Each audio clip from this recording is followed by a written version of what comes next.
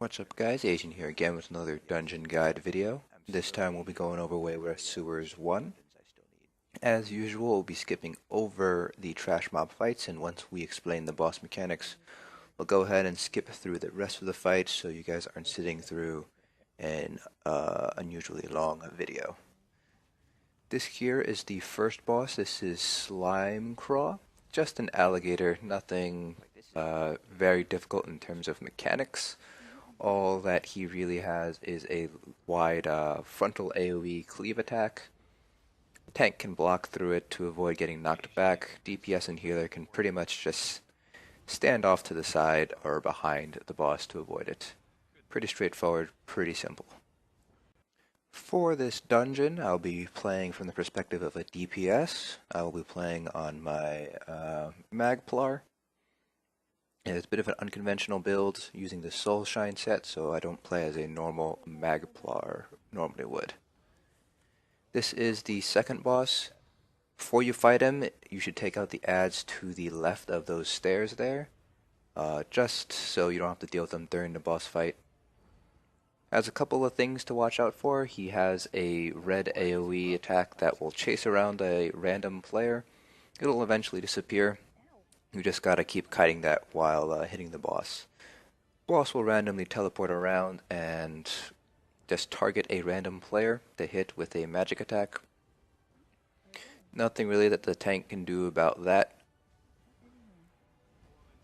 So this boss is, for all intents and purposes, semi-untauntable.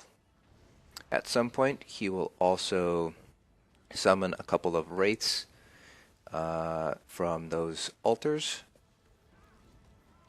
You just have to burn down the wraiths as a DPS. They don't do that much damage, but she summons 3 at a time, and they do. The damage does end up stacking up if you don't kill them right away. They also have a heavy attack that freezes you in place, and that does some pretty significant damage. So you're going to want to take them out when they spawn. Overall, this boss isn't that difficult. All you have to do is just kite around that red AoE and be mindful of the adds. For this next boss, he comes with a bunch of adds. Make sure to get rid of those adds first. There's 2 of them that are up at the top of the staircase with him. It is possible to pull them if you have a Dragon Knight with chains, but usually you will have to fight the boss and those 2 adds at the same time, so just take out those 2 adds when they come down with the boss. He's very, very simple, only 2 moves. He has a fear attack that fears everybody around him. You can use break free to get out of that. And then he has a AoE attack centered on him. He doesn't follow you around when he does it, so the tank can either tank through that damage, or he can kind of get out of that circle. Overall, pretty simple fight. This next boss, after this one, is an optional boss. You don't have to kill it, but if you're going for the achievements, you're going to have to kill this boss anyways. Just turn around, instead of going up the stairs, go down that passageway directly opposite the stairs to fight this boss. Very, very simple. He's just your basic sorcerer. He has a heavy attack that creates ice, freezes you in place, and he has that meteor attack. He summons skeever adds. Just AoE them down there. They're not that big of a deal. They're skeevers after all. Overall, very, very simple boss. Very easy to miss if you are looking for any sets from this dungeon. Definitely kill him for the extra chance of drops, but other than that, he is skippable. Gonna go ahead and skip past the rest of this trash mob fight. On to the next boss. When you jump down for this boss, you'll have to fight against a couple of mud crabs. You can't avoid those mud crabs, but they're pretty easy to kill. So next boss only really has 2 attacks you got to be aware of. First attack is he'll target a random player with a large cleave attack. It'll knock you back, and it does some pretty heavy damage, but it's very rarely going to be a one-shot unless you don't have a food buff on. Second attack, he has a AoE attack centered on him that'll knock you down if you're not blocking as the tank. So the tank, if you see that he's doing that move, just block through it so you don't get knocked down. He's a pretty straightforward, pretty easy fight to deal with. Once you beat this boss, you'll have to fight your way through the sewers, past a lot of trash mobs. There are no more bosses between the male Pellingare sibling and the female Pellingare sibling. You just gotta face typical trash mobs. And once you get to the room with the final boss here, if you're doing hard mode challenge, veer right, go ahead and read the scroll. You can loot the stuff that's in that alcove if you so desire. There's sometimes a chest that spawns in there. And then once you're ready, you can go ahead and pull the boss. This boss here has a potential one-shot mechanic to DPS and healer if you guys don't have enough resistances and health. What it is she will do a teleport strike. She is a Nightblade, so she has a teleport strike that will target one random player, like so. It does a lot of damage and it is often a one-shot. There is two ways you can handle that. You can either block when you see her jump for the teleport strike, or you can alternatively use a damage shield. And of course, you can also use any skill that gives you major resolve, since it is physical damage.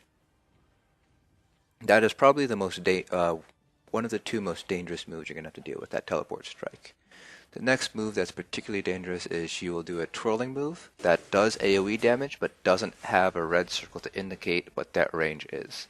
The range appears to be within melee distance, so if you're within melee striking distance, you will get hit by that. So if you are ranged DPS and you get hit by that teleport strike, make sure to block it and then quickly move away from her. It is very common to see her do that twirling move right after she does a teleport strike. As a precaution, the healer after a teleport strike should cast a Breath of Life right after the teleport strike, just to make sure. If you're a melee DPS, you naturally have more resistances than a ranged DPS likely will, and so you do need to be mindful of the twirl attack. If you're a healer, Healing Springs is very useful if you have any melee DPS.